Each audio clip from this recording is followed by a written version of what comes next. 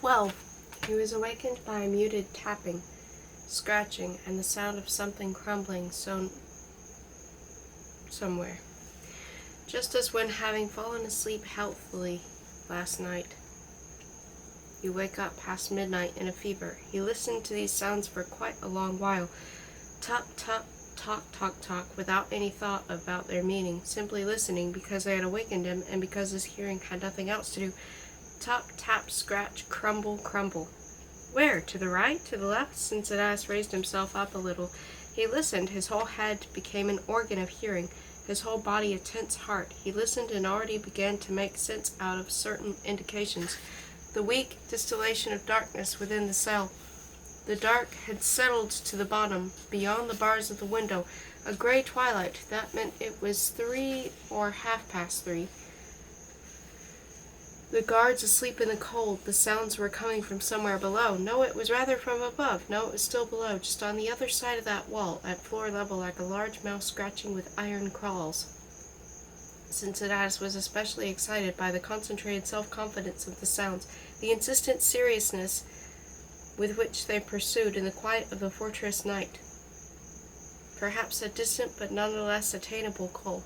With bated breath, with phantom-like lightness like a sheet of tissue paper, he slipped off and tiptoed along the sticky clinking to the corner up from which it seemed to be, but coming closer he realized that he was mistaken. The tapping was more to the right and higher up. He moved and again got confused, fooled by the aural deception that occurs when a sound traversing diagonally one's head is hurriedly served by the wrong ear. Stopping awkwardly, Cincinnatus brushed against the tray, which was standing on the floor near the wall. "Cincinnatus," said the tray reproachfully, and then the tapping ceased with abrupt suddenness, which conveyed to the listener a heartening rationality, and standing motionless by the wall, pressing down with his toe the spoon on the tray and tilting his open hollow head, Cincinnatus felt that the unknown digger was also standing still and listening. A half-minute passed, and the sounds, quieter, more restrained, but more expressive and wiser, began again. Turning and slowly moving his soul off the zinc, Cincinnatus tried again to ascertain their location. To the right, if one stood facing the door.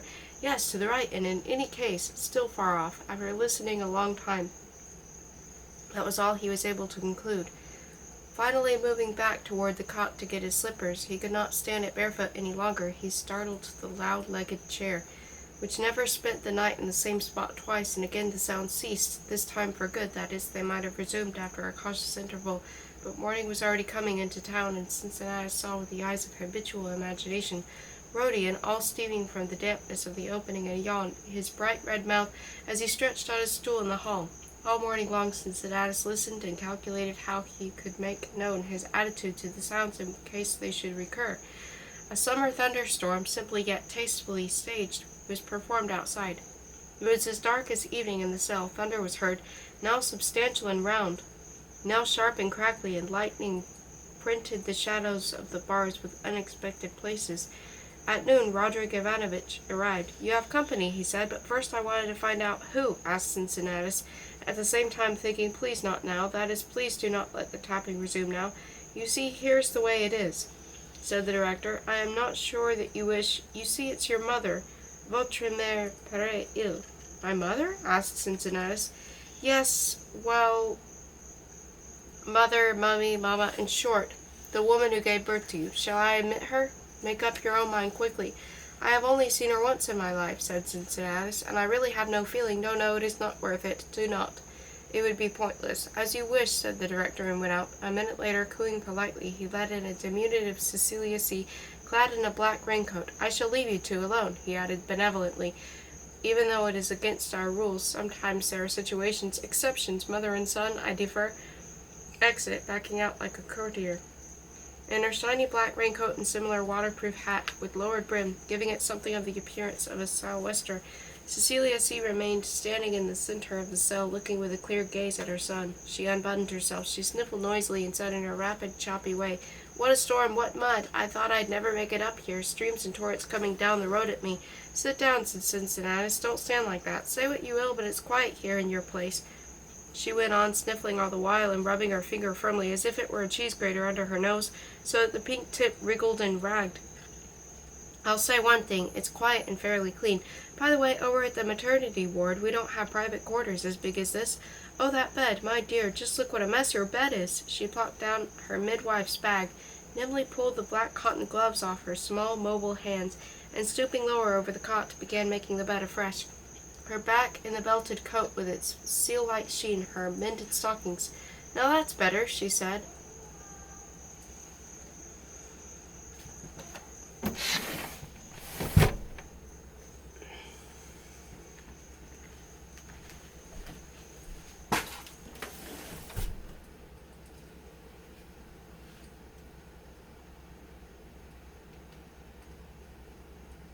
Straightening up and then standing for a moment with arms akimbo, she looked askance at the book-cluttered table.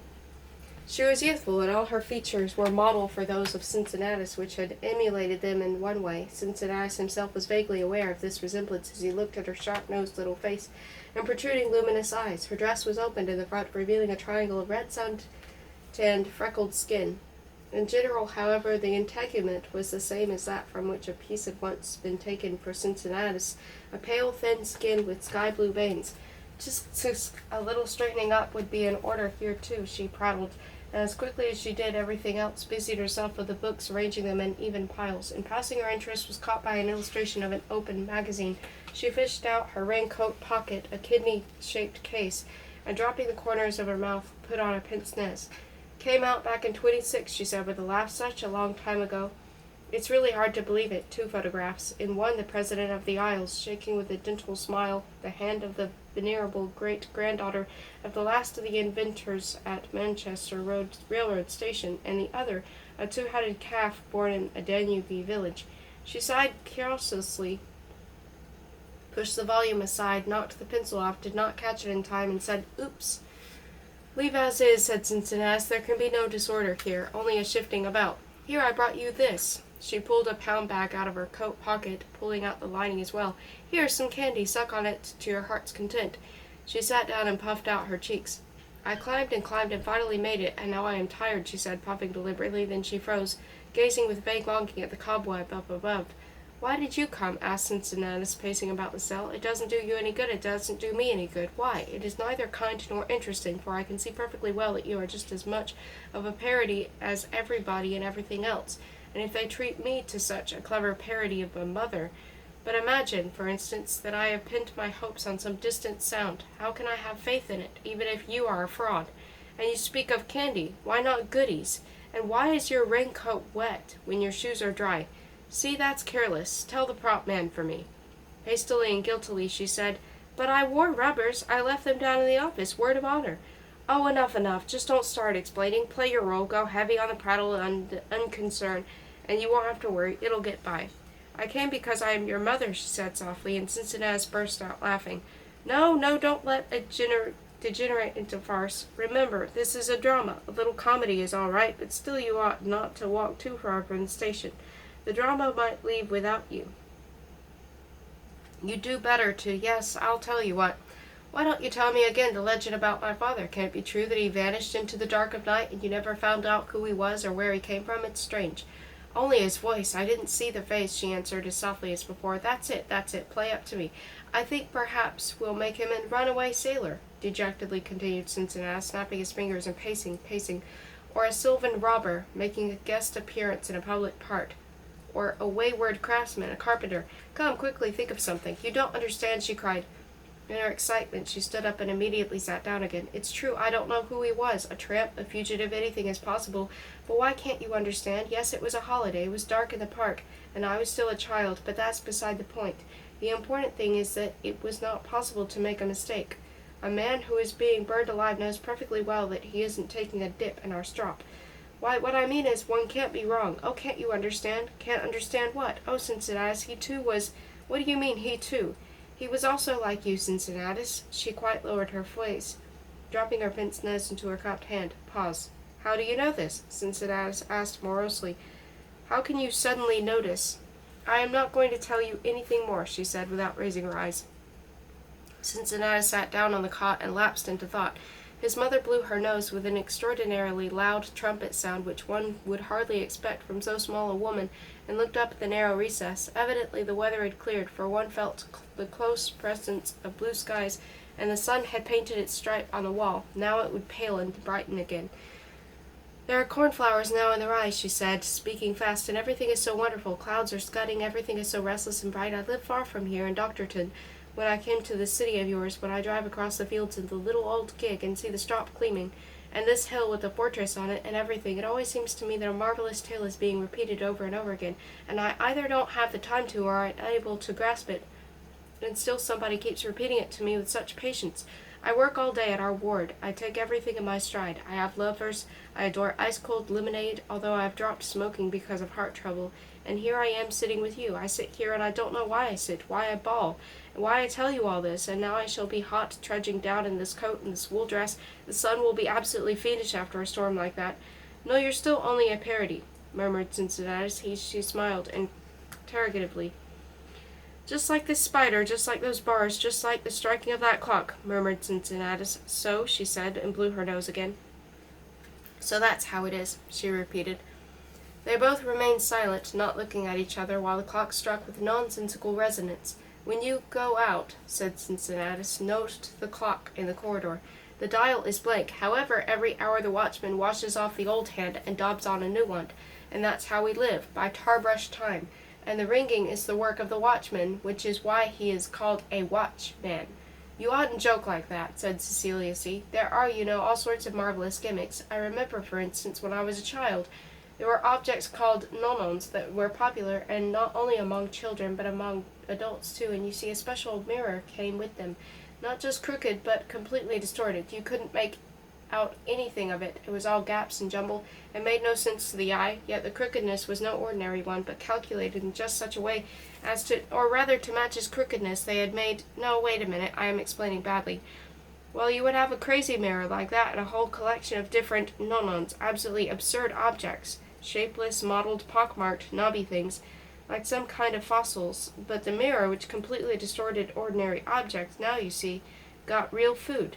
That is, when you placed one of these incomprehensible monstrous objects so that it was reflected in the incomprehensible monstrous mirror, a marvelous thing happened. Minus the minus equaled plus. Everything was restored. Everything was fine, and the shapeless speckledness became in the mirror a wonderful, sensible image. Flowers, a ship, a person, a landscape. You could have your own portrait custom made, that is, you received some nightmarish jumble, and this thing was you, only the key to you was held by the mirror. Oh, I remember what fun it was, and how it was a little frightening. What if suddenly nothing should come out?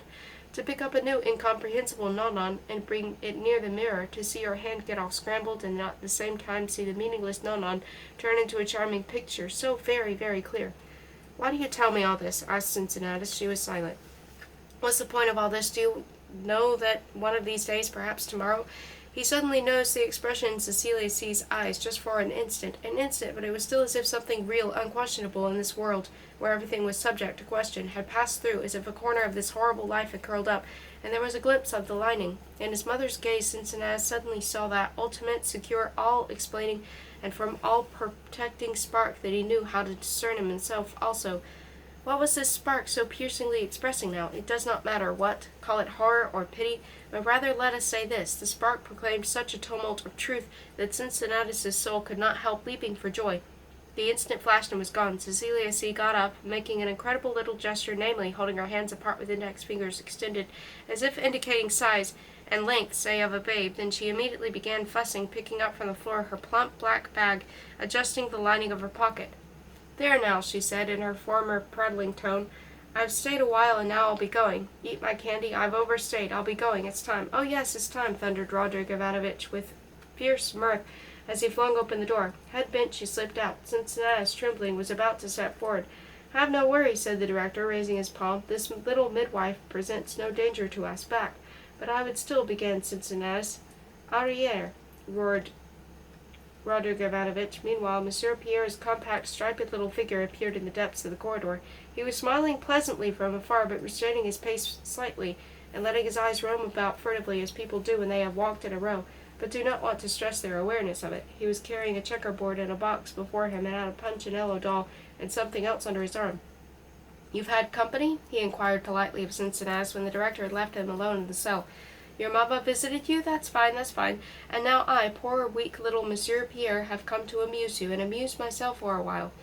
Just see how my Punch looks at you. Say, hello to Uncle. Isn't he a scream? Sit up there, chum. Look, I brought you lots of entertaining things. Would you like a game of chess first, or cards? Do you play anchors? Splendid game. Come, I'll teach you."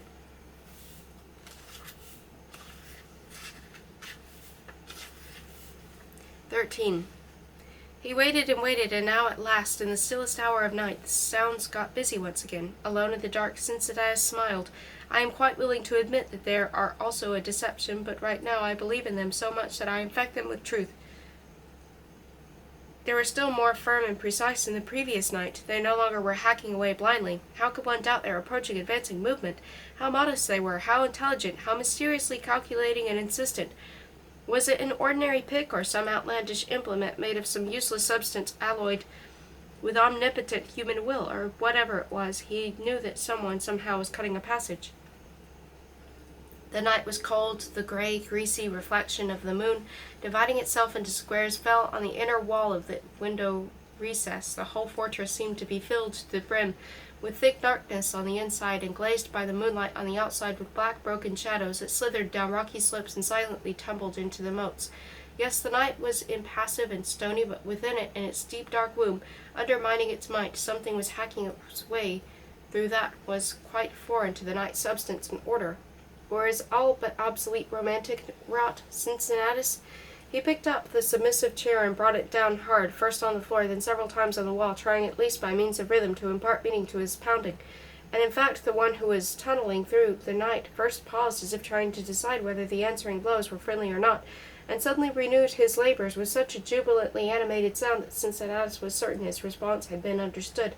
He was now satisfied that it was he to whom that something was coming, that it was he whom that someone wanted to rescue, and continuing to knock on the more sensitive sections of the stone, he evoked in a different register and key, fuller, more complex, more enchanting repetitions of the simple rhythms that he offered.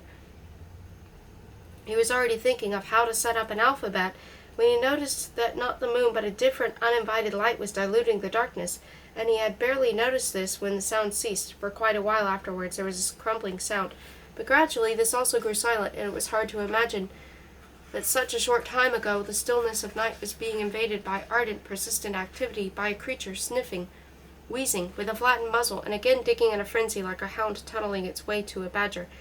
Through his brittle drowsiness he saw Rodion entering, and it was already past noon when he awoke fully, and thought as always that the end was not yet today, and it could have been today just as easily as it might be tomorrow, but tomorrow was still far away.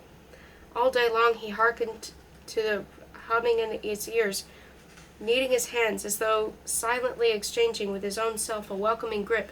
He walked around the table where the letter lay, still unsent, or else he would imagine the glance of yesterday's guest momentary, breathtaking, like a hiatus in this life, where he would listen in fancy to Emmy's rustling movements. Well, why not drink this mush of hope, this thick, sweet slop? My hopes are still alive, and I thought that at least now, at least here, where solitude is held in such high esteem, it might divide into two parts only, for you and for me, instead of multiplying as it did, noisy, manifold, absurd, so that I could not even come near you, and your terrible father nearly broke my legs with his cane. This is why I am writing. This is my last attempt to explain to you what is happening, Marthe. Make an exceptional effort, and understand, if only through a fog, if only with a corner of your brain, but understand what is happening, Marthe. Understand that they are going to kill me. Can it be so difficult? I do not ask lengthy windows, lamentations from you, or morning lilies, but implore you. I need it so badly now, today. Just grow afraid like a child that they are going to do something terrible to me, a vile thing that makes you sick, and you scream so in the middle of the night that even when you already hear nurse approaching, with her hush-hush, you still keep on screaming. That is how you must be afraid, Marthe, even though you love me little.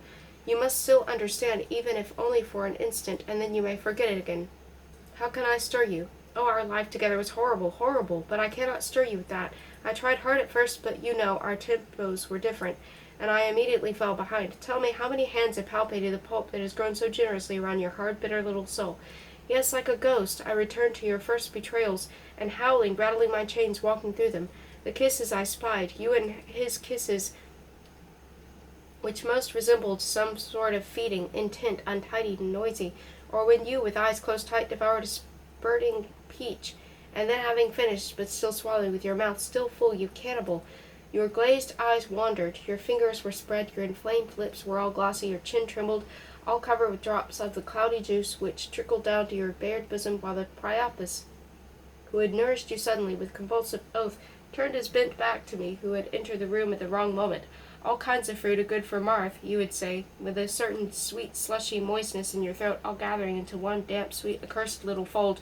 And if I return to all of this, it is to get it out of my system, to purge myself, and also so that you will know, what, probably?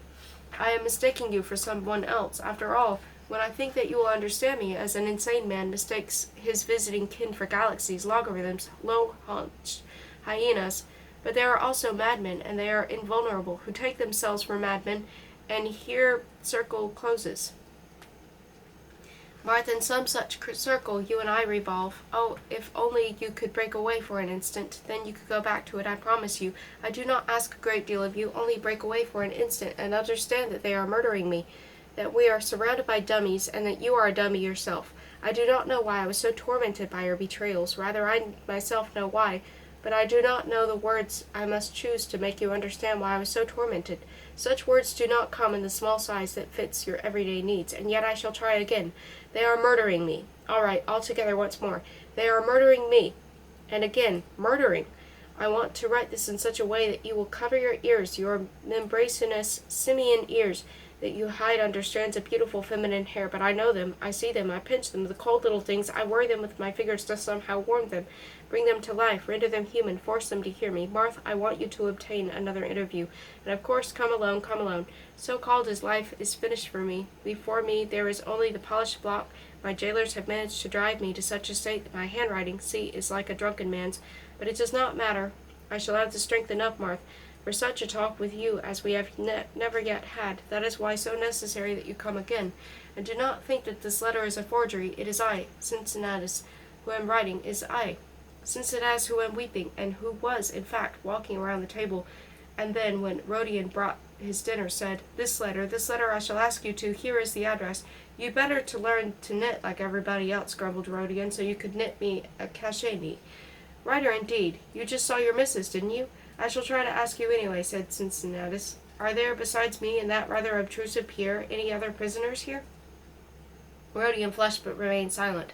And the headsman hasn't arrived yet? Asked Cincinnatus. Rodion was about so furiously slammed the already screeching door, but as the day before there entered Morocco slippers squeaking stickily, striped jelly body quivering, hands carrying a chess set, cards, a cup and ball game. My humblest respects to friend Rodion, said Monsieur Pierre in his reedy voice, and without breaking stride, quivering, squeaking, he walked into the cell.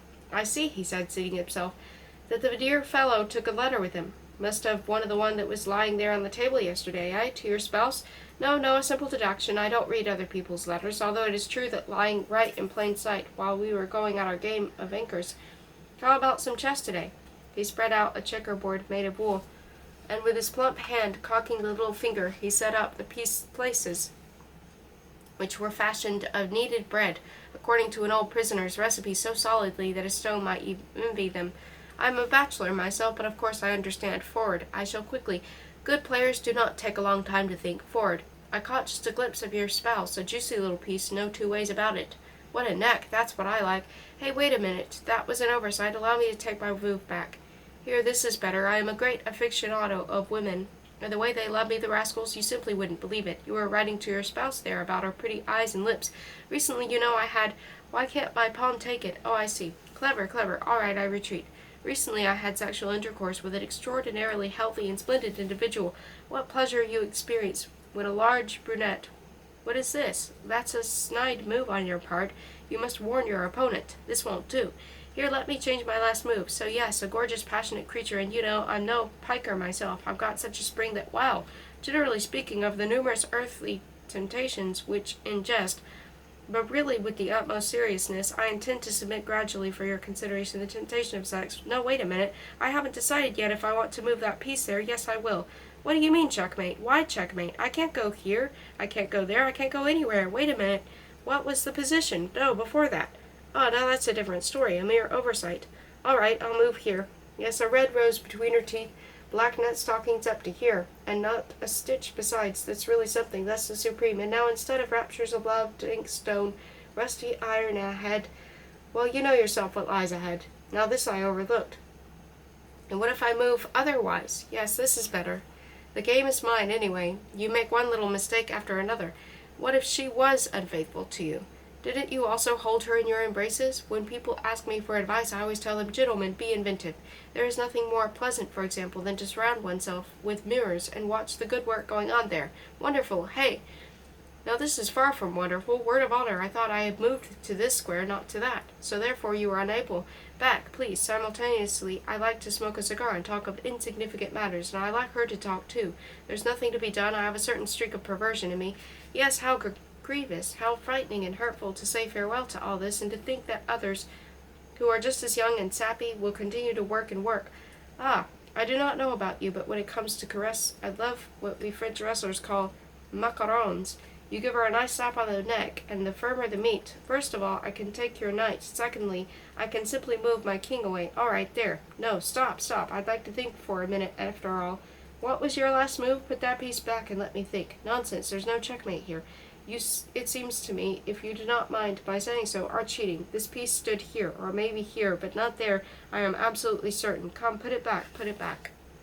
As though accidentally, he knocked over several men, and unable to restrain himself with a groan, he mixed up the remainder. Cincinnatus sat leaning on his elbow. He was pensively picking at a knight which, in the neck region, seemed not loath to return to the mealy state whence it had sprung. Let's start some other game. You don't know how to play chess, fussily cried Monsieur Pierre, and opened up a varicolored board for goose. He cast the dice and immediately climbed from 3 to 27, although then he had to come back down, while Cincinnatus zoomed from 22 to 46. The game dragged on for a long time. Monsieur Pierre would grow purple, stamp his feet, fume, crawl under the table after the dice, and emerge holding them in the palm, and swearing that was exactly the way he had been lying on the floor.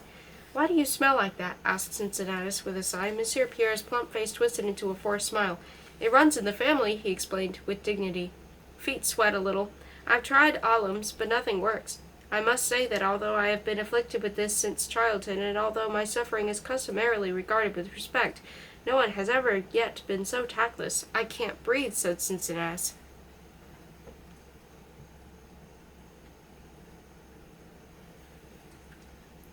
"14. The sounds were still closer, and now they were hurried, so that it would have been a sin to distract them by tapping out questions, and they continued later than the night before, and Cincinnatus lay prone on the flagstone, spread-eagled as one who has been felled by a sunstroke, and indulging in the mummetry of the senses, clearly visualized through the tympanum the secret passage, lengthening with every scrape, and sensed, as if thus the dark, tight pain in his chest were relieved, how the stones were being loosened, and he had already begun guessing, as he looked at the wall, where it would crack and burst open with a crash. Crackling and rustling noises were still audible when Rodion came in.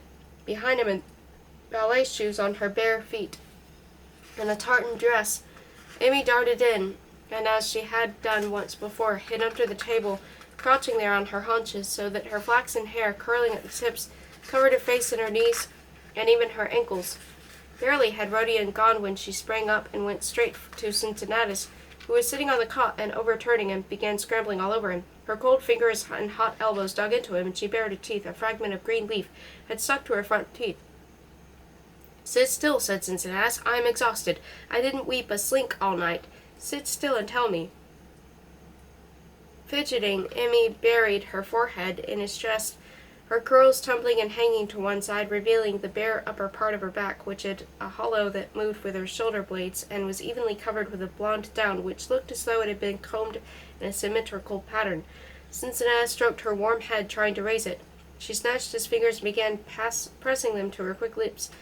What a snuggling pet you are, said Cincinnatus drowsily. That will do. Enough now. Tell me. But she was seized by an outburst of childish boisterousness. The muscular child rolled Cincinnatus about like a puppy. Stop it, said Cincinnatus. Aren't you ashamed of yourself? Tomorrow, she said suddenly, squeezing him and gazing at him between the eyes. Tomorrow I'll die? Asked Cincinnatus. No, I'll rescue you, Amy said pensively. She was seated astride him. That's very nice indeed, said Cincinnatus. Saviors from all sides. This ought to have happened sooner. I'm nearly insane. Please get off. You are heavy and hot. We'll run away and you'll marry me. Maybe when you are a little older. only I already have one wife." "A fat old one," said Amy. She hopped off the cot and ran around the room as ballerinas run, at a fast striding pace, shaking her hair, and then she leaped, as though flying, and finally pirouetted in one spot, flinging out a multitude of arms. "School will be starting again soon," she said, settling the next moment on Cincinnatus's lap. Suddenly, forgetting everything else in the world, she became engrossed in a new occupation. She began picking at a black lengthwise scab on her shiny shin. The scab was already half off, and one could see the tender pink scar. Through slitted eyes, Cincinnatus gazed at her inclined profile, rimmed with the bloom of sunlight, and he felt suffused with drowsiness. "Ah, Amy, remember what you have promised. Tomorrow. Tell me, how will you do it?" "Give me your ear," said Amy. Putting one arm around his neck, she made a hot, moist, and utterly intelligible noise in his ear. "I can't hear anything," said Cincinnatus. Impatiently she brushed the hair back from her face, and again nestled up to him. "Ba, ba, ba," she bumbled and buzzed, and then jumped away and flew up, and now was resting on the slightly swaying trapeze, her extended toes joined in a sharp wedge. "Still, I'm counting on you this very much," said Cincinnatus through mounting sleepiness. Slowly he pressed his wet, singing ear to the pillow. As he was falling asleep, he could feel her climbing over him, and then it seemed dimly to him that she or someone else was endlessly folding some shiny fabric, taking it by the corners and folding, and stroking it with the palm and folding it again, and for a moment he came to from Amy's squeal as Rodion dragged her out of the cell. Then he thought he heard the precious sounds behind the wall start cautiously again. How risky! After all, it was broad daylight. But they could not restrain themselves, and ever so quietly pushed closer and closer to him, while he, fearing lest the guards hear, began walking about, stamping his feet, coughing, humming, and when, with a violently beating heart, he sat down at the table, the sounds had already ceased. Then, toward evening, as was now customary, Monsieur Pierre arrived in a brocade skull-cap. Casually, being quite at home, he lay down on Cincinnatus's cot, and lighting a long meerschaum pipe with carved houri, propped himself up on an elbow in a cloud of luxurious smoke. Cincinnatus sat at the table, munching his last of his supper, fishing the prunes out of their brown juice. "I put some foot powder on them today," Monsieur Pierre said briskly, "so no complaints of comments, please. Let us continue our conversation of yesterday. We were talking of pleasures." "The pleasures of love," said Monsieur Pierre, "is achieved by means of the most beautiful and helpful of all known physical exercises." "I said achieved, but perhaps extracted would be even more apt, inasmuch as we are dealing precisely with the systematic and persistent extraction of pleasure buried in the very bowels of belabored creature. During leisure hours, the laborer of love immediately strikes the observer with the falcon-like expression of his eyes, his cheerful disposition, and his fresh complexion. Observe also my gliding gait. Thus we have before us a certain phenomenon which we may call the general term love or erotic pleasure." At this point, walking on tiptoe and indicating by gestures that they should not pay him any notice, the director came in and sat down on a stool that he himself had brought. Monsieur Pierre turned on him, and with a gaze beaming with benevolence, go on," whispered Rodrigo Ivanovich. "I've come to listen. Pardon, just one moment. I'll just put it on so I can lean against the wall. Voila, I'm worn out, though. And you? That's because you are not used to it," said Monsieur Pierre. "Allow me, then, to continue. We were discussing, Rodrigo Ivanovich, the pleasures of life, and had just examined Eros in a general way." "I see," said director. "I made the following points. Excuse me, dear colleague, for repeating myself, but I would like to make it interesting for Rodrigo Ivanovich also. I made the point, Rodrigo Ivanovich, that a man condemned to die finds it hardest of all to forget woman's delicious body." "And the poetry of moonlight nights," added Rodrigo Ivanovich, casting a stern glance at Cincinnatus. "No, please don't interfere with my development of the subject. If you have something to add, you may do so afterwards. All right, let me continue. In addition to the pleasures of love, there is a whole number of others, and to them we shall now pass on. More than once, probably, you have felt your chest expand on a wonderful spring day, or when the buds swell and feathered songsters enliven the groves, clad in their first sticky leafage. The first modest flowers peep coquettishly out of the grass, as if they would entice the passionate lover of nature, as they whisper timidly, 'Oh, don't pick us, our life is short.' The chest expands and breathes deep on such a day, and the birdies sing, and the first modest leaves appear on the first trees. Everything rejoices, everything is jubilant. A masterful description of April," said the director, giving his jowls a shake. "I think that everyone has experienced this," continued Monsieur Pierre, "and now and any day now we shall all be descending with the scaffold. An unforgettable memory of such a spring day makes one cry out, 'Oh, come back, let me live you over once again.'" "Live you over once again," repeated Monsieur Pierre, rather frankly consulting a scroll-like crib, all covered with fine writing. "Next," said Monsieur Pierre, We pass on to pleasures of a spiritual order. Remember the times when, in a fabulous picture gallery or museum, you would suddenly stop and be unable to take your eyes off some piquant torso, made, alas, of bronze or marble? This we can call the pleasure of art. It occupies an important place in life. I'll say it does, said Roderick Ivanovich in a nasal voice, and looked at Cincinnatus. Gastronomic pleasures, continued Monsieur Pierre. See the best varieties of fruit hanging from tree branches. See the butcher and his helpless dragging a pig, squealing as if it were being slaughtered.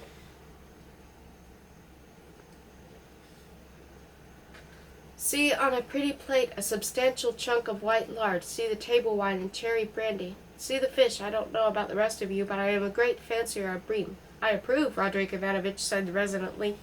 This splendid feast must be forsaken. Many other things must be forsaken as well. Festive music, favorite knickknacks, such as camera or a pipe, friendly talks, the bliss of relieving oneself, which some hold to be on par with the pleasure of love. Sleep after dinner, smoking, what else? Favorite knickknacks. Yes, we already had that. Again the crib notes appeared. Pleasure, I've said that too. Well, various other trifles. May I add something? The director said ingratiatingly, but Monsieur Pierre shook his head. No, that's quite enough, and I think I have unfolded before the mental eye of my dear colleague such vistas of sensual realms. I only wanted to say something on the subject of edibles. The director remarked in a low voice, I think certain details could be mentioned here. For instance, enfant de potage. All right, I shan't say a word.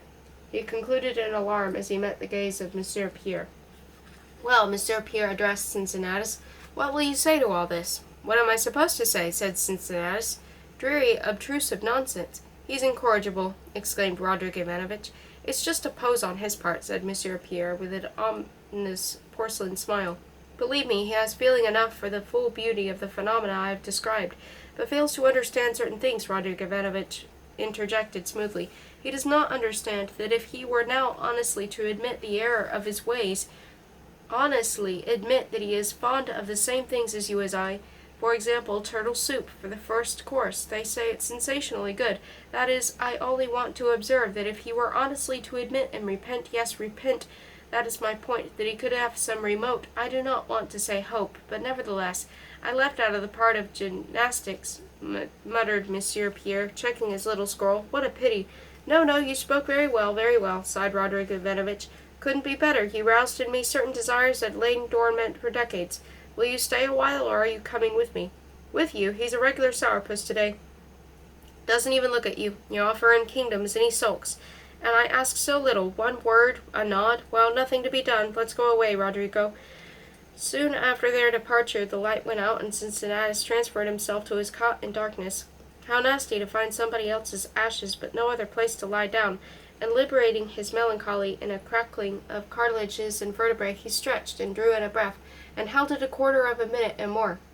Maybe it was just stonemasons making repairs, an oral deception. Perhaps it is all going on far, far away, he exhaled.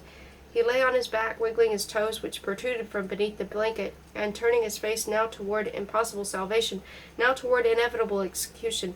The light flashed on again, scratching at the red-haired chest under his shirt. Rodion arrived to fetch the stool. Seeing the object he sought, he promptly sat down on it, and with a loud grunt kneaded his lowered face with enormous palm, and apparently got ready to have a nap. He has still not arrived, asked Cincinnatus. Rodion immediately got up and left with the stool. Click, black.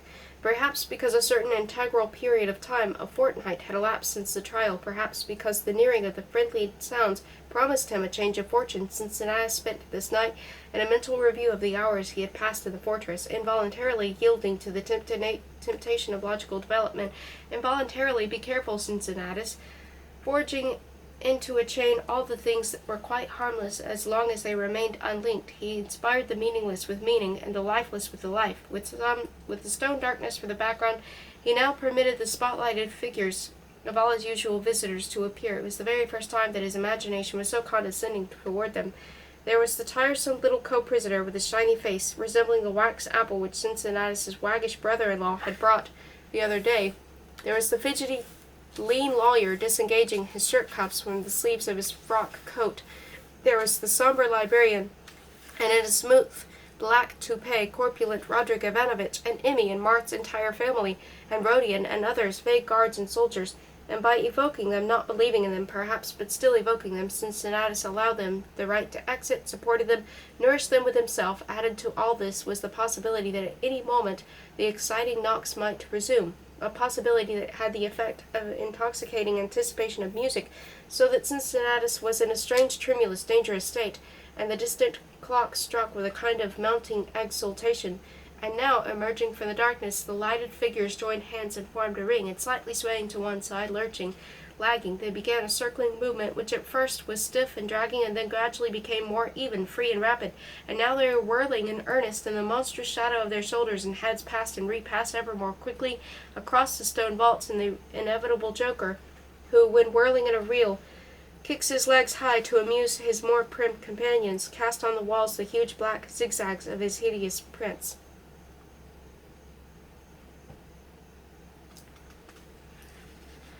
15. The morning passed quietly, but at about 5 in the afternoon there started a noise of shattering force. Whoever it was, he worked furiously and clattered shamelessly. Actually, however, he had not come much nearer since yesterday. Suddenly an extraordinary thing happened. Some inner obstruction collapsed, and now the noises sounded with such vivid intensity, having in an instant made the transition from background to foreground right up to the footlights, that their proximity was obvious. They were right there, directly behind the wall, which was melting like ice and would break through at any instant now. And then the prisoner decided that it was time to act. With terrible haste, trembling, but still trying to keep control over himself, he got out and put on the rubber shoes, the linen trousers, and the jacket he had been wearing when arrested, and found a handkerchief, 2 handkerchiefs, 3 handkerchiefs, a fleeting vision of sheets tied together. Just in case, he put in a pocket a chance piece of string with a wooden handle for carrying packages still attached. It wouldn't go in completely, the end remained hanging out. He rushed to the bed, attempting to fluff up the pillow and cover it with the blanket in such a way as to create the semblance of a sleeping man. He did not do this, but lunged instead to the table with the intention of taking along what he had written. But here also he changed direction at the halfway point, for the triumphant, mad, pounding noises were confusing his thoughts. He was standing straight as an arrow, his hands at his seams, when in perfect fulfillment of his dreams the yellow wall cracked about a yard above the floor, and a lightning-like pattern immediately bulged from the pressure within and suddenly burst open with a great crash. Out of the black hole, in a cloud of debris, picked in hand, all dusted and white, twisting and threshing like a fat fish among the dust and rippling with laughter, climbed Monsieur Pierre, and right behind him, but in crab fashion, fat backside first, revealing a tear from which a tuft of white cotton protruded, coatless, and also covered with all kinds of rubble, also splitting with mirth, came Roderick Ivanovich. Having tumbled out of the hole, they both sat down on the floor and now shook with unrestrained laughter, with all transitions from guffaw to chuckle and back again, with piteous squeals in the intervals between outbursts, all the while nudging each other, falling over each other. "It's us, it's us, it's us," Monsieur Pierre finally managed with an effort, turning his chalk-white face to Cincinnatus, while his little yellow wig rose with a comic whistle and settled again. "It's us," said Roderick Ivanovich with an unaccustomed falsetto, and once again began to guffaw, flinging up his soft legs clapped in Auguste's grotesque spats. "Oof," said Monsieur Pierre, who had suddenly quieted down. He got up off the floor and, striking one palm against the other, looked back at the hole. "Quite a little job we've done, Roderick Ivanovich. Come, get up, my fine friend. That's enough. What a job. Oh, well, now we can make use of this splendid tunnel. Allow me to invite you, dear neighbor, to come and have a glass of tea with me." "If you so much as touch me," murmured Cincinnatus, and as one side, white, sweaty Monsieur Pierre stood ready to embrace him and shove him in, and on the other stood Roderick Ivanovich, also with open arms, bare-shouldered, and with the dicky loose and awry, both of them gathering momentum, and before piling on him, Cincinnatus took the only possible direction, namely the one being indicated to him. Monsieur Pierre was nudging him lightly from behind, helping him crawl into the opening. "Join us," he said to Roderick Ivanovich, but the latter declined, pleading disarray. Flattened out with his eyes shut tight, Cincinnatus crawled on all fours. Monsieur Pierre crawled behind, and the pitch darkness, full of crumbling and crackling, squeezed Cincinnatus from all sides, pressed on his spine, prickled his palms and knees, and several times Cincinnatus found himself in a cul-de-sac. And then Monsieur Pierre would tug at his calves, making him back out of the dead end, and every instant a corner, a protrusion, he knew not what, would brush painfully against his head, and all in all he was overcome by such terrible, unmitigated dejection that had not there been a wheezing, budding companion behind, he would have lain down and died right then and there. At last, however, they had been moving for a long time through the narrow coal-black darkness. In one place, off to the side, a red lantern imparted a dull luster to the blackness. After the closeness, the blindness, the stuffiness, a pale luminosity expanded in the distance. There was a bend there, and finally came the exit, awkwardly and meekly. Cincinnatus fell out onto the stone floor, into Monsieur Pierre's sun-drenched cell. "Welcome," said his host, climbing out after him. He promptly produced a clothes-brush and began skillfully brushing off blinking Cincinnatus, considerably restraining and softening the strokes in any area that might be sensitive. As he did so, he bent over, as if enmeshing him in something, kept walking around Cincinnatus, who stood perfectly still, astounded by a certain extraordinarily simple thought. Astounded, rather, not by the thought, but by the fact that it had not come to him sooner. "With your permission, I'll change," spoke Monsieur Pierre, and pulled off his dusty sweater. For an instant, with sham casualness, he flexed his arm, casting a sidelong glance at his turquoise and white biceps, and exuding his characteristic stench. Around his left nipple there was an imaginative tattoo, 2 green leaves, so that the nipple itself seemed to be a rosebud made of marchpane and candied angelica. "Have a seat, please," he said, putting on a robe with bright arabesques. "It's all I have, but it's mine. My quarters, as you see, are almost exactly like yours, only I keep them clean and decorate them. I decorate them as best I can." He gasped slightly as if from uncontrollable excitement. "I decorate." The wall calendar with the watercolor of the fortress at sunset exhibited a crimson numeral. A crazy quilt blanket covered the cot. Above it, attached by thumbtacks, hung salacious photographs and a formal picture of Monsieur Pierre. A goffered paper fan stuck to its crimpled pleats from behind the edge of the frame. On the table lay an alligator-skin album. The face of a gold traveling clock glistened, and half a dozen velvety pansies looked out in various directions over the burnished rim of the porcelain mug bearing a German landscape. In a corner of the cell stood a large case containing possibly some musical instrument. "I am exceedingly happy to see you here in my place," Monsieur Pierre was saying as he promenaded back and forth, passing each time through an oblique ray of sunlight in which plaster of dust still danced. "I feel that in the past week we have become such good friends, have come together so well, so warmly, as seldom happens. I see you are interested to know what is inside. Just let me," he caught his breath, "let me finish and then I shall show you. Our friendship," continued Monsieur Pierre, pacing and gasping slightly, "is flowered in the house-like atmosphere of a prison, where it is nourished by the same alarms and the same hopes.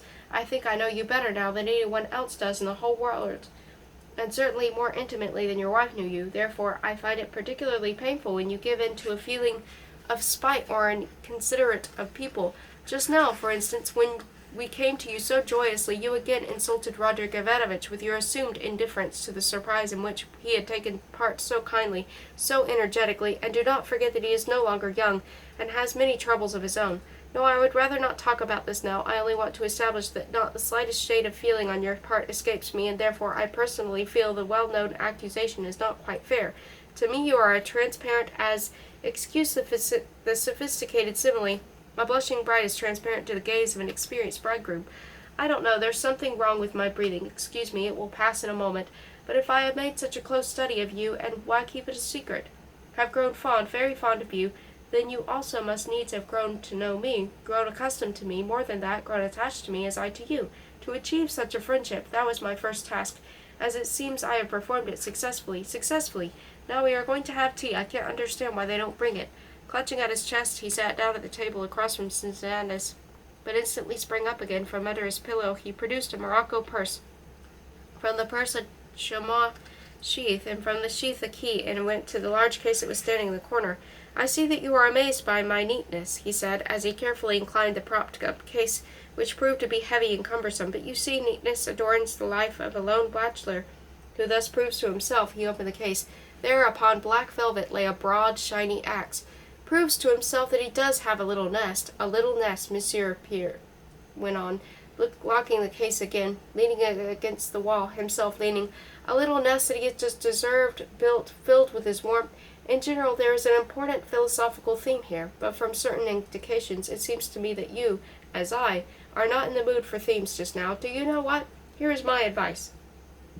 We'll have a cup of our tea later. Right now, though, go back to your place and lie down for a while. Yes, go. We are both young. You must not remain here any longer. Tomorrow they will explain to you, but now please go. I, too, am excited. I, too, am not in complete control of myself. You must understand this."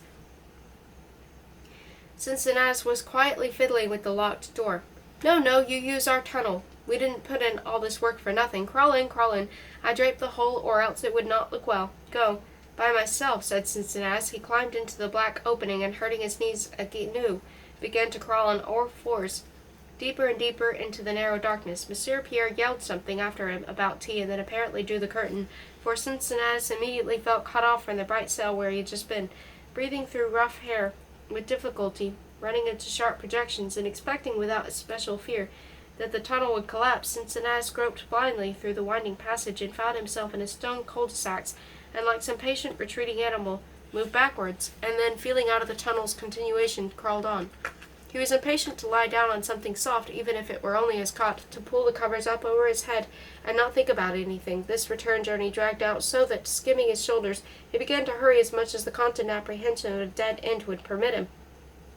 The closeness made him groggy, and he was just deciding to stop, to lie prone, to imagine that he was in bed, and with this to go to sleep, when abruptly the surface along which he was crawling began to slope, and he glimpsed the gleam of a reddish chink ahead and caught a whiff of dampness and mold, just as though he had passed from the bowels of the fortress wall into a natural cave, and from the low ceiling muffled-up bats hung like wrinkled fruit, awaited their cue, holding on by a claw head down. The chink opened a blaze of light, and there was a breath of fresh evening air, and Cincinnatus crawled from a crack in the frock to freedom. He found himself on one of the many turfy taluses, which, like dark green waves, lapped up sharply at various levels among the rocks and ramparts of the terraced fortress. At first he was so dizzy from liberty, altitude, and space that he clutched the damp turf and hardly noticed anything besides the loud evening cries of the swallows as they snipped the colored air with their black scissors. The glow of sunset had invaded half the sky, and right behind his head there swept up with awful swiftness the blind stone steeps of the fortress, out which he had oozed like a drop of water, while at his feet there was a fantastic precipices and clove-scented mists. He regained his breath and got used to the brightness dazzling him, to the trembling of his body, to the impact of the freedom that reverberated afar and welled up within him. He glued his back to the rock and contemplated the hazy landscape. Far below, where twilight had already settled, he could barely discern through wisps of mist the ornate hump of the bridge, while yonder, on the other side, the blurred blue city, its window like embers, was either still borrowing the sunset's blaze, or else, perhaps, had lit up at its own expense. He could make out the gradual threading of the bright beads of street lights as they were being lit along the steep avenue. And there was an exceptionally distinct, delicate arch at its upper end. Beyond the city everything shimmered dimly, merged and dissolved, but above the invisible gardens, in the rosy depths of the sky, stood a chain of translucent and fiery cloudlets, and there stretched a long violet bank of burning rents along its lower edge, while Cincinnatus gazed. Yonder, an oak-covered hill flashed with Venetian green and slowly sank into shadow.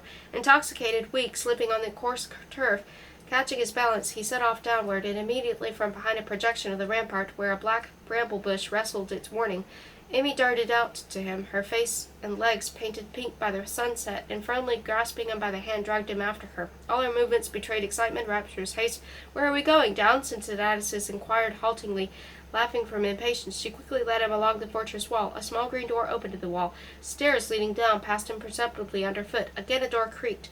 Beyond it was a darkish passage, in which stood trunks, a wardrobe, a ladder resting against the wall, and there was the smell of kerosene, and now it was apparent that they had entered the director's apartment by the back way, for now, no longer clutching his fingers quite so tightly, already absent-mindedly releasing them, Emmy led him into the dining room, where they were all sitting and drinking tea at a lighted oval table. Roderick Ivanovich's napkin amply covered his chest. His wife, thin, freckled, with white eyelashes, was passing the pretzels to Monsieur Pierre, who had dressed up in a Russian shirt embroidered with cocks.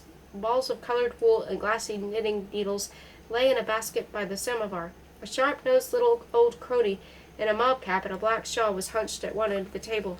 When he saw Cincinnatus, the director gaped, and something drooled from the corner of his mouth. "Phew, you naughty child," said the director's wife to Emmy with a slight German accent. Monsieur Pierre, who was stirring his tea, demurely lowered his eyes. "What's the meaning of this escapade?" Roderick Ivanovich said through the trickling melon juice, "to say nothing of the fact that this is against all regulations." "Let them be," said Monsieur Pierre, without raising his eyes. "After all, they are both children." "It's the end of her vacation, so she wants to play a prank," put in the director's wife. Emmy sat down at the table, deliberately making her chair scrape, fidgeting and wetting her lips, and having dismissed Cincinnatus forever, began spreading sugar, which immediately assumed an orange hue, on her shaggy slice of melon. Thereupon she bit into it busily, holding it by the ends.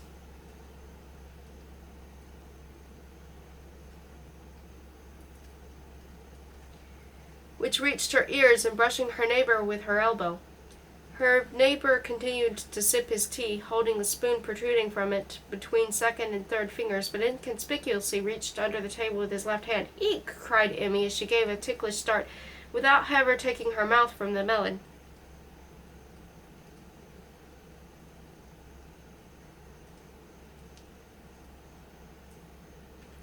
"Sit down over there for the time being," said the director, with his fruit knife indicating to Cincinnatus a green armchair with an antimacassar that stood aloof in the damask dusk near the folds of the window draperies.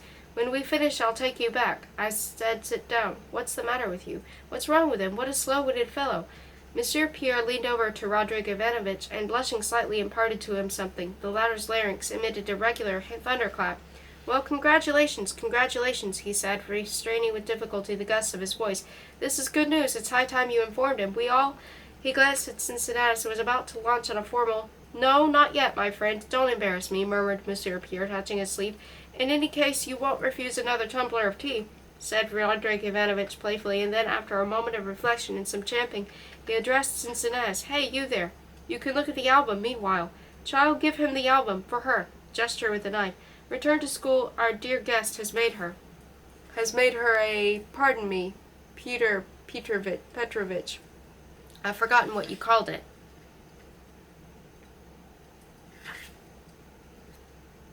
"A photohoroscope," Monsieur Pierre replied modestly. "Shall I leave the lemon?" asked the director's wife. The hanging kerosene lamp, whose light did not reach the back of the dining room, where only the gleam of a pendulum flashed as it hacked off the solid seconds, flooded the cosily spread table with a familial light, which grated into the chinking sounds of the tea ritual.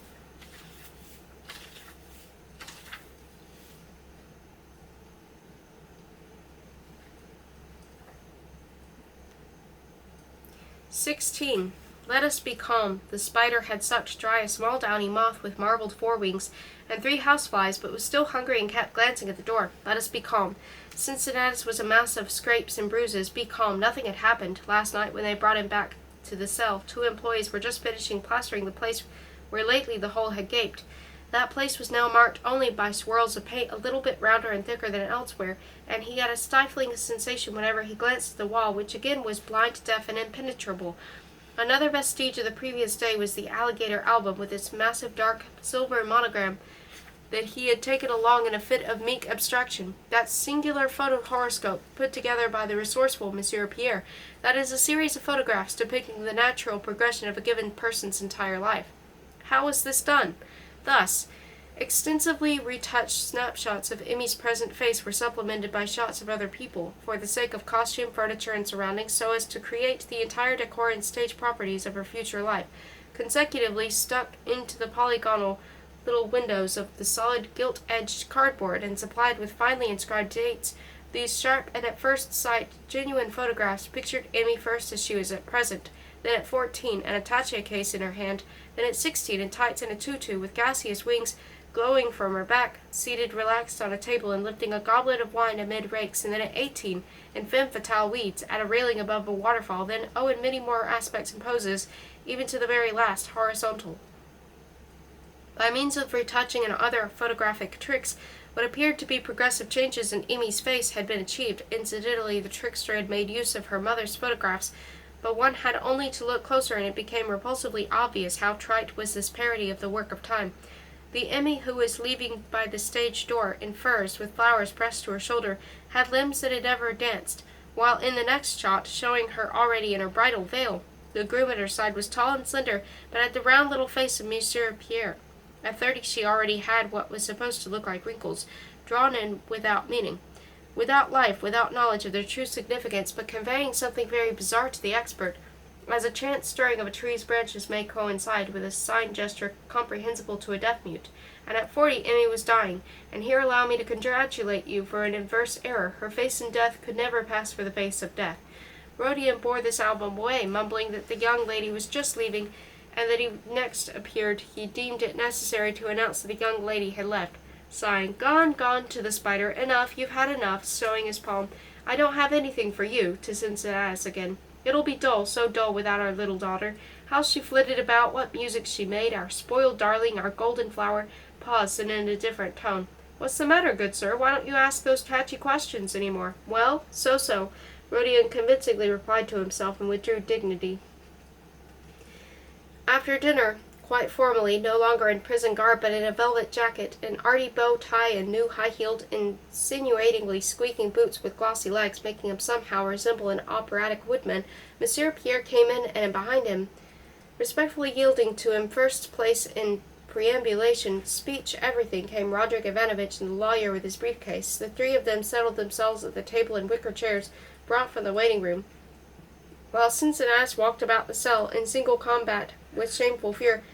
But presently he also sat down, somewhat clumsily, with clumsiness that was, however, practiced and familiar, fussing with the briefcase, yanking open its black cheek, holding it partly on his knee, partly leaning it against the table. It would slip off one point, then off another. The lawyer produced a large writing pad and locked, or rather buttoned up, the briefcase, which yielded too readily and therefore at first muffled the fastening nip.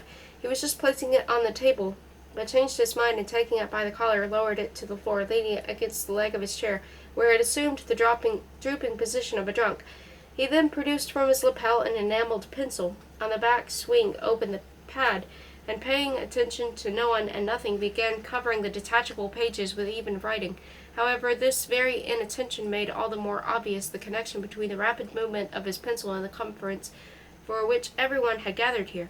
Roderick Ivanovich was sitting in the easy-chair, leaning back slightly, making the chair creak by the pressure of his solid back, with one purplish paw resting on the arm of his chair, and the other thrust in the bosom of his frock coat.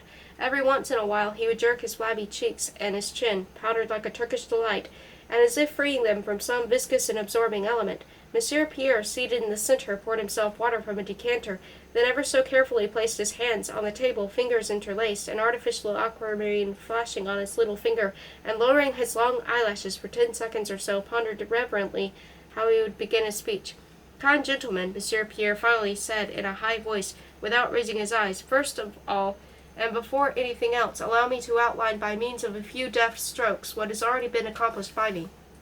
"Proceed, we beg you," the director resolutely, making his chair amid a stern creak. "You gentlemen are of course aware of reasons for the amusing mystification that is required by the tradition of our craft. After all, how it would be if I had announced myself right here at the start and offered my friendship to Cincinnatus C. This gentleman would have certainly resulted in repelling him, frightening him, antagonizing him. In short, I would have committed a fatal blunder." The speaker took a sip from his glass and carefully set it aside. He went on, batting his eyelashes. "I need not explain how precious to the success of our common undertaking is that atmosphere of warm camaraderie, which, with the help of patience and kindness, is gradually created between the sentenced and the executioner of the sentence. It is difficult or even impossible to recall, without a shudder, the barbarity of long bygone days, when these two, not knowing each other at all, strangers to each other, but bound together by implacable law, met face to face only at the last instant before the sacrament itself. This has all been changed just as the ancient barbaric wedding ceremony, more closely resembling a human sacrifice, when the submissive virgin was hurled by her parents into the tent of a stranger, has changed with the passing of time." Cincinnatus found in his pocket a piece of tin-foil chocolate wrapper and began kneading it. "And so, gentlemen, in order to establish the friendliest possible relations with the condemned, I moved into a gloomy cell like this in the guise of a prisoner like him, if not more so. My innocent deception could not but succeed, and therefore it would be strange for me to feel any remorse, but I do not want the cup of our friendship to be poisoned by the slightest drop of bitterness. In spite of the fact that there are witnesses present, and that I know myself to be absolutely in the right, I ask," he stretched his hand out to Cincinnatus, "your forgiveness." "Yes, that's real tact for you," said the director in a low voice, and his inflamed frog-like eyes grew damp. He produced a folded handkerchief and was about to dab at his palpitating eyelid, but thought better of it, and instead fixed a severe, expectant gaze on Cincinnatus. The lawyer also glanced, but only in passing, as he silently moved his lips, which had begun to look like his handwriting, that is, without breaking his connection with the line which had separated from the paper, but was already ready to assume its course upon it instantly. "Your hand!" roared the director, and took such a whack at the table that he hurt his thumb.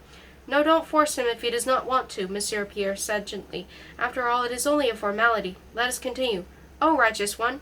trilled Roderick Ivanovich, bestowing upon Monsieur Pierre a glance as moist as a kiss. "Let us continue," said Monsieur Pierre. "During this time I have succeeded in establishing a close friendship with my neighbor. We passed. Cincinnatus looked under the table. Monsieur Pierre, for some reason lost countenance, began to fidget and cast a sidelong glance down. The director, lifting a corner of the oilcloth, also looked down and then glanced suspiciously at Cincinnatus. The lawyer, in his turn, made a dive, then looked around at everybody and resumed writing. Cincinnatus straightened up. Nothing special. He had dropped its little ball of tinfoil. "We passed," Monsieur Pierre went on in a hurt voice, "long evenings together in constant talks, games, and various amusements. Like children, we engaged in contests of strength.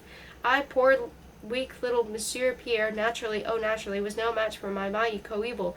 We discussed everything, such as sex and other lofty subjects, and the hours flew by like minutes, the minutes like hours, sometimes in peaceful silence." Here Roderick Ivanovich suddenly tittered. "Impayable, naturally," he whispered, getting the joke a little late. "Sometimes in peaceful silence. We would sit side by side, almost with our arms about each other, each thinking about his own twilight thoughts, and the thoughts of both of us would flow together like rivers. We opened our lips to speak. I shared with him my experience in romance, taught him the art of chess, entertained him with a timely antidote, and so the days passed. The results are before you. We grew to love each other, and the structure of Cincinnatus's soul is as well known to me as the structure of his neck. Thus it will be not an unfamiliar, terrible somebody, but a tender friend that will help him mount the crimson steps, and he will surrender himself to me without fear, forever, for all of death. Let the will of the public be carried out." He got up. The director got up also. The lawyer, engrossed in his writing, only rose slightly. "So, now, Roderick Ivanovich, I shall ask you to announce my title officially and to introduce me." The director hastily put on his glasses, examined a slip of paper, and in a megaphone voice addressed Cincinnatus. "All right, this is Monsieur Pierre, bref, the performer of the execution. I am grateful for the honor," he added, and with an astonished expression on his face, dropped back into his chair. "Well, you didn't manage that too well," said Monsieur Pierre with displeasure. "After all, there are certain official forms of procedure. They ought to be followed. I am certainly no pedant, but at such an important moment, it's no use holding your hand to your chest. You botched it, friend. No, stay seated enough. Now let us continue. Roman Vissarionovitch, where is your program?" "I gave it to you," the lawyer said glibly. "However," and he began to rummage in his briefcase. "I found it. Don't bother," said Monsieur Pierre. "So, the performance is scheduled for the day after tomorrow in Thriller Square. Couldn't they have picked a better place? Remarkable." Goes on reading, muttering to himself. "Adults will be admitted. Circus subscription stubs will be honored. So. The performer of the execution in red pantaloons.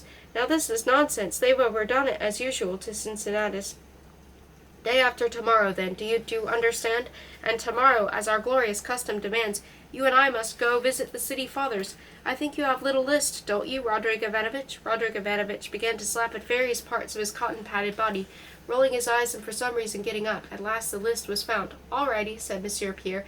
"Add it to your file, Roman Vissarionovitch. I think that does it. Now, according to the law, the floor belongs to—" "Oh no, c'est vraiment superflu," Roderick Ivanovich interrupted hastily. "After all, that's a very antiquated law." "According to the law," Monsieur Pierre repeated firmly, returning to Cincinnatus, "the floor is yours." "Honest one," said the director in a breaking voice, his jelly jowls shaking. Silence ensued. The lawyer was writing so quickly that the flashing of his pencil hurt the eyes. "I shall wait 1 whole minute," said Monsieur Pierre, placing a thick watch on the table before him. The lawyer inhaled jerkily and began gathering up the thickly covered sheets. The minute passed. "The conference has concluded," said Monsieur Pierre. "Let us go, gentlemen. Roman Vissarionovitch, you will let me look over the minutes before you have them mimeographed, won't you?" "No, a little later. Right now my eyes are tired." "I must admit," said the director, "in spite of myself, I sometimes regret that we no longer use the He bent over Monsieur Pierre's ear in the doorway. "What's that you're saying, Roderick Ivanovich?" the lawyer inquired jealously. The director whispered it to him also. "Yes, you're right," agreed the lawyer. "However, the dear little law can be circumvented. For example, if we stretch the chop out to several times—" "No, now," said Monsieur Pierre. "Enough of that, you jokers. I never make notches." "No, we were just speaking theoretically," the director smiled ingratiatingly. "Only in the old days, when it was legal to use, the door slammed shut and the voices faded in the distance. Almost immediately, however, another guest called on Cincinnatus, the librarian, coming to fetch the books His long, pale face with its halo of dusty black hair around a bald spot, and his long, tremulous torso in the bluish sweater, his long legs in the truncated trousers, all of this together created an odd, morbid impression, as if the man had been squashed and flattened out. However, it seemed to Cincinnatus that with the book dust, a film of something remotely human had settled on the librarian. "You must have heard," said Cincinnatus, "the day after tomorrow will be my extermination. I shan't be taking any more books." "You will not," said the librarian. Cincinnatus went on, "I should like to weed out a few noxious truths. Do you have a minute? I want to say that now, when I know exactly how delightful was that very ignorance that so depressed me, no more books. Would you like something about gods?" The librarian suggested. "No, don't bother. I don't feel like reading that." "Some do," said the librarian. "Yes, I know, but really it's not worthwhile." "For the last night," the librarian finished his thought with difficulty. "You are awfully talkative today," said Cincinnatus with a smile. "No, take all this away. I wasn't able to finish cursus. Oh, yes, by the way, this was brought me by mistake. These little volumes. Arabic, aren't they?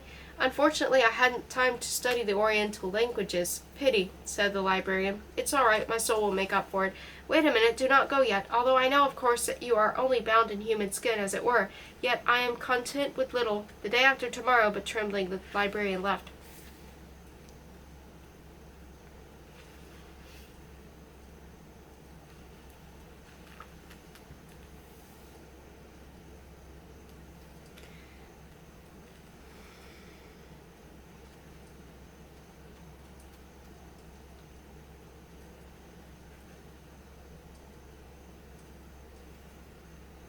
"17. Tradition required that on the eve of the execution its passive and active participants together make a brief farewell visit to each of the chief officials. However, in order to shorten the ritual, it was decided that those persons would assemble at the suburban house of the deputy city manager. The manager himself, who was the deputy's nephew, was away visiting friends in Pritomsk, and that Cincinnatus and Monsieur Pierre would drop off in for an informal supper. It was a dark night, and a strong warm wind was blowing when, dressed in identical capes on foot, escorted by 6 soldiers carrying halberds and lanterns, they crossed the bridge and entered the sleeping city, where, avoiding the main streets, they began to climb a flinty path between rustling gardens. Just before that, on the bridge, Cincinnatus had turned, freeing his head from the hood of his cloak. The blue, elaborate, many-towered, huge bulk of the fortress rose into the dull sky, where clouded barred an apricot moon. The dark air above the bridge blinked and twitched because of the bats. "You promised," whispered Monsieur Pierre, giving him a slight squeeze on the elbow, and Cincinnatus again pulled on his cowl. This nocturnal promenade, which had promised to be so rich with sad, carefree singing, murmuring impressions for what is a recollection, if not the soul an impression, proved in reality to be vague and insignificant, and flashed by so quickly as happens only amid very familiar surroundings, in the dark, when the vari-colored fractions of day are replaced by the integers of night. At the end of a narrow and gloomy lane, where the gravel crunched and there a smell of juniper, there suddenly appeared a theatrically lighted carriage porch, with whitewashed columns, friezes on the pediment, and potted laurels, and hardly pausing on the vestibule, where servants flitted to and fro like birds of paradise, shedding plumes on the black and white tiles, Cincinnatus and Monsieur Pierre entered a hall buzzing with a large gathering. All were assembled here. Here the custodian of the city fountains could be at once recognized by his characteristic shock of hair. Here the telegraph chief's uniform flashed with golden medals. Here, with his obscene nose, was the ready director of supplies, and the lion tamer with an Italian name, and the judge, deaf and venerable, and in green patent leather shoes, the park administrator, the multitude of other stately, respectable, gray-haired individuals with repulsive faces. There were no ladies present, unless one counted the district superintendent of schools, a very stout elderly woman in a gray frock coat cut like a man's, with large flat cheeks, and a smooth hairdo as shiny as steel. Someone slipped on a parquetry to the accompaniment of general laughter. A chandelier dropped one of its candles. Someone had already placed a bouquet on a small coffin that had been set out for the exhibition. Standing apart with Cincinnatus, Monsieur Pierre was calling on his charge's attention to these phenomena. Just then, however, the host, a swarthy old man with a goatee, clapped his hands. The doors were flung open, and everyone moved into the dining room. Monsieur Pierre and Cincinnatus were seated side by side at the head of the dazzling table, and everyone began to glance, with restraint at first, and then with benevolent curiosity, which in some began to turn into surreptitious tenderness, at the pair, identically clad in Elsinore jackets. Then, as a lambent smile gradually appeared on Monsieur Pierre's lips, and he began to talk, the eyes of the guests turned more and more openly toward him, and Cincinnatus, who was unhurriedly, diligently, and intently, as if seeking the solution to a problem, balancing his fish-knife in various ways, now on the salt-shaker, now on the incurvation of the fork, now leaning it against the slender crystal vase with a white rose that distinctly adorned his place.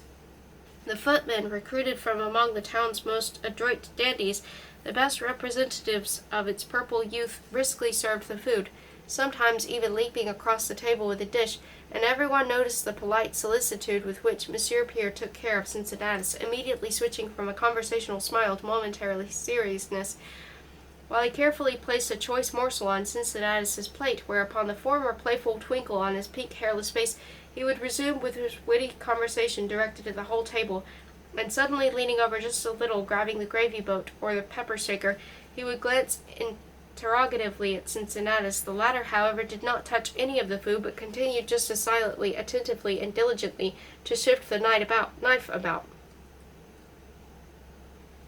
"Your remark, Monsieur Pierre," said gaily, turning to the city traffic chief, who had managed to get word in, and was now pleasurably anticipating a scintillating reply. "Your remark reminds me of the well-known anecdote about the Hippocratic Oath. Tell it, we don't know it, do tell it," voices begged him from all sides. "I comply with your wish," said Monsieur Pierre. To a gynecologist comes this— "Excuse the intermission," said the lion-tamer, grey-haired and mustachioed, with a crimson ribbon across his chest. "But is the gent convicted of the anecdotus wholesomely for the ears of—" He emphatically indicated Cincinnatus with his eyes. Quite, Monsieur Pierre replied sternly. "I would never allow myself the slightest impropriety in the presence of— As I was saying, to a gynecologist comes this little old lady." Monsieur Pierre stuck out his lower lip slightly. "She says, 'I've got quite a serious illness, and I'm afraid it'll be the death of me.' 'What are the symptoms?' asks the doctor. 'Oh, doctor, my head shakes.' And Monsieur Pierre, mumbling and shaking, mimicked the old woman. The guests roared. At the other end of the table, the deaf judge, his face in agonized contortions as if constipated with laughter, was thrusting his large humid ear in the face of his guffawing selfish neighbor, and tugging at his sleeve, implored him to repeat the story of Monsieur Pierre, who meanwhile was jealously following the fate of his antidote across the whole length of the table, and was satisfied only when somebody had assuaged the sufferer's curiosity. "Your remarkable aphorism that life is a medical secret," said the custodian of fountains, creating such a spray of fine saliva that a rainbow formed near his mouth, "might very well be applied to the odd thing that happened the other day in my secretary's family. Can you imagine— Well, my little Cincinnatus, are you afraid?" one of the glittering footmen asked Cincinnatus as he poured him wine. Cincinnatus looked up. It was his waggish brother-in-law. "Afraid, aren't you? Here, have a drink on the brink." "What's going on here?" Monsieur Pierre coldly said, putting the babbler in his place, and the latter promptly stepped away, and now he was bending over with his bottle at the elbow of the next guest. "Gentlemen," exclaimed the host, rising from his chair and holding his glass containing an icy pale yellow drink at the level of his starched chest, "I propose a toast to— Bitter, bitter, sweeten it with a kiss," said the recent best man. And the rest of the guests joined in the chanting. "Let us a Bruderschaft." "I implore you," Monsieur Pierre said to Cincinnatus in a changed voice, his face twisted in supplication, "do not refuse me this, I implore you. This is the way it is done, always, always." Cincinnatus was fiddling with the curled petal tips of the moist white rose, which he had absently pulled out of the overturned vase. "I have the right finally to demand," Monsieur Pierre whispered convulsively, and suddenly, with a gasp of forced laugh, he poured a drop of wine from his glass on top of Cincinnatus's head, and then sprinkled himself also. Cries of "Bravo!" were heard from all sides, and neighbor would turn to neighbor, expressing in dramatic pantomime his wonder and delight, and the unbreakable glasses clinked, and heaps of apples, each as big as a child's head, shone among the dusty blue bunches of grapes on a silver ship breasting the air. The table seemed to slope up like a diamond mountain, and the many-armed chandelier journeyed through the mists of plafond art, shedding tears, shedding beams, in vain search of a landing. "I am touched, Monsieur Pierre was saying, as they took turns coming up to him to congratulate him. As they did so, some of them stumbled and a few sang. The father of the city fireman was disgracefully drunk. Two of the servants were trying stealthily to haul him away, but he sacrificed his coat-tails like a lizard does to his tail, and remained. The respectable woman who supervised the schools, flushing blotchily, was silently and tensely leading away as she defended herself from the supply director, who was playfully aiming at her with his finger, which resembled a carrot, as though he were about to transfix her or tickle her, all the while repeating, "Tea, tea, tea." "Friends, let us go out onto the terrace," announced the host, whereupon Marth's brother and the son of the late Dr. Sidakov pulled open a drapery with a rattle of wooden rings. The swaying light of painted lanterns revealed a stone veranda bordered further by the tin-pin-like uprights of a balustrade, between which showed black the hourglass of night. The sated guests, their bellies gurgling, settled themselves in low armchairs. Some lounged by the columns, other near the balustrade. Near it, too, stood Cincinnatus, twirling his fingers in mummy of a cigar, and beside him, not turning to him, but incessantly touching him, either with his back or with his side, Monsieur Pierre was saying to his accompaniment of approving exclamations from his listeners, "Photography and fishing, those are my two chief passions. It may seem odd to you, but fame and honor are nothing to be compared with rural quiet. I see you are smiling skeptically, kind sir," he said in passing to one of the guests who at once repudiated his smile. "But I swear to you that this is so, and I do not swear idly. The love of nature was bequeathed to me by my father, who never lied either. Many of you, of course, remember him, and can confirm this, even in writing it should become necessary." Standing by the balustrade, Cincinnatus peered vaguely into the darkness, and just then, as if by request, the darkness paled enticingly, as the moon, now clear and high, glided out from behind the black fleece of the cloudlets, varnished the shrubs, and let its light trill in the ponds. Suddenly, with an abrupt start of the soul, Cincinnatus realized that he was in the very thick of the Tamara Gardens, which he remembered so well and which had seemed so inaccessible to him. He realized that he had walked here with Marthe many times, past this very house in which he was in now, and in which had then appeared to him as a white villa with boarded-up windows glimpsed through the foliage and the hillock. Now exploring the surroundings with a diligent eye, he easily removed the murky film of night from the familiar lawns, and also erased from them the superfluous lunar dusting, so as to make them exactly as they were in his memory. As he restored the painting smudged by the soot of night, he saw groves, paths, brooks taking shape where they used to be. In the distance, pressing against the metallic sky, the charmed hills stood still, glossed with the blue and folded in gloom. A porch, noon's torch, and he and she, recited Monsieur Pierre, smiling at Cincinnatus, who noticed that everyone was looking at him with tender, expectant sympathy. "Admiring the landscape?" said the park superintendent to him with a confidential air, hands clasped behind his back. "You," he stopped short, and as if somewhat embarrassed, turned to Monsieur Pierre. "Excuse me, do I have your permission? After all, I haven't been introduced." "Please, please, you don't have to ask my permission," Monsieur Pierre replied courteously, and touching Cincinnatus's elbow, said in a low voice, "This gentleman would like to chat with you, my dear." The park superintendent cleared his throat into his fist and repeated, "The landscape, admiring the landscape? Right now you can't see very much, but just you wait, exactly at midnight, so our chief engineer has promised me.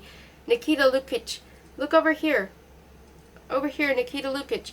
"Coming," Nikita Lukich responded in a jaunty bass, and obligingly stepped forward, cheerfully turning now to one, now to the other, his joyful, fleshy face with the white brush of a mustache, and placing a hand comfortably on the shoulder of the park superintendent on that of Monsieur Pierre.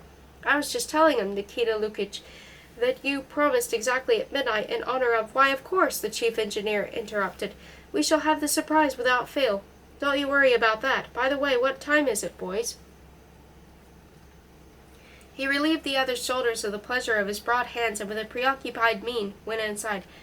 "Well, in 8 hours or so we shall already be in the square," said Monsieur Pierre, squeezing shut the lid of his watch. "We shan't be getting much sleep. You aren't cold, are you, my dear?" The nice man said that there would be a surprise.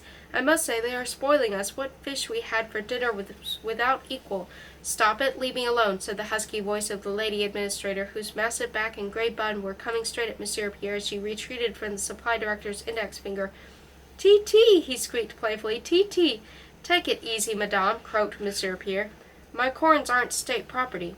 "Bewitching woman," the supply director remarked in passing, totally without expression, and capering headed toward a group of men standing by the columns. Then his shadow was lost among their shadows, and a breeze made the Japanese lantern sway, and in the dark there would be revealed now a hand pompously preening a mustache, now a cup raised to a senile fish lips that were trying to get the sugar from the bottom. "Attention," the host shouted, passing like a whirlwind among guests, and first in the garden, then beyond it, then still further along the walks and groves and glades and on the lawns, singly and in clusters, ruby, sapphire, and topaz lamps lit up, gradually inlaying the night with gems. The guests began to ooh and ah, and Monsieur Pierre inhaled sharply and grabbed Cincinnatus by the wrists. The light covered an ever-increasing area. Now they stretched out along a distant valley. Now they were on either side of it, in the form of a elongated brooch. Now they already studded the first slopes. Once there, they passed on from hill to hill, nestling in the most secret folds, groping their way to the summits, crossing over them. "Oh, how beautiful!" Monsieur Pierre whispered, for an instant pressing his cheek against the cheek of Cincinnatus. The guests applauded. For 3 minutes a good million light bulbs of diverse colors burned, artfully planted in the grass, in branches, on cliffs, and all arranged in such a way as to embrace the whole nocturnal landscape, with a grandiose monogram of P and C, which, however, had not quite come off. Thereupon the lights went out all at once, and the solid darkness reached up to the terrace. When engineer Nikita Lukich reappeared, they surrounded him and wanted to toss him. It was time, however, to begin thinking about a well-deserved rest. Before the guests left, the host offered to photograph Monsieur Pierre and Cincinnatus by the balustrade. Monsieur Pierre, even though he was the one being photographed, nevertheless directed this operation. A burst of light illuminated the white profile of Cincinnatus and the eyeless face beside him. The host himself handed them their capes and went out to see him off. In the vestibule, morose soldiers were clattering sleepily, and they sorted out their halberds. "I am ineffably flattered by your visit," the host said to Cincinnatus in parting. "Tomorrow, or rather this morning,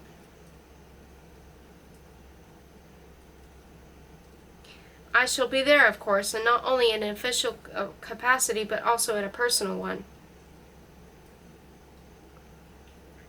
My nephew tells me that a large gathering is expected." "Well, good luck to you," said he to Monsieur Pierre, and between the traditional 3 kisses on the cheeks, Cincinnatus and Monsieur Pierre, with their escort of soldiers, plunged into the lane. "On the whole, you are a good fellow," said Monsieur Pierre, when they had gone a little distance. "Only why do you always— your shyness makes an extremely unfavorable impression on new people.